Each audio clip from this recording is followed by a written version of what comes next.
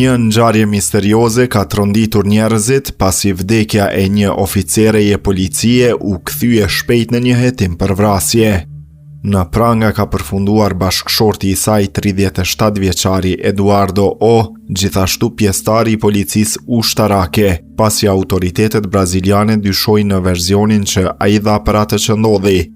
Sipas deklarimit të tij, 41 vjeçarja Michelle humbi jetën gjatë një aktiviteti intim mes çiftit.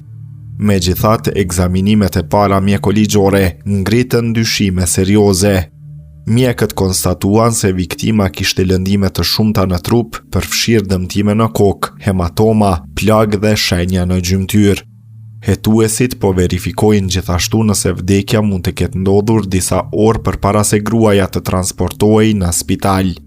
Gjatë marrjes në pyetje, Eduardo O deklaroi se ai dhe bashkëshortja kishin konsumuar alkool dhe substanca narkotike.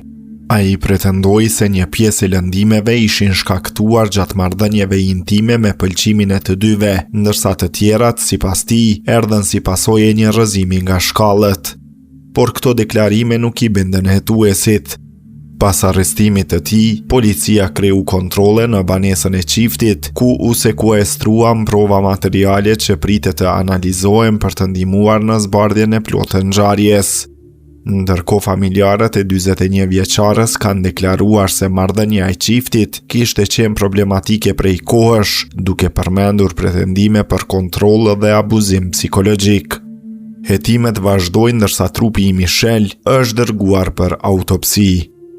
Rezultatet e saj pritet të ndihmojnë autoritetet në përcaktimin e shkakut të saktë të vdekjes dhe në zbardhjen e plotë të rrethanave të kësaj ngjarjeje që ka tronditur opinionin publik në Brazil.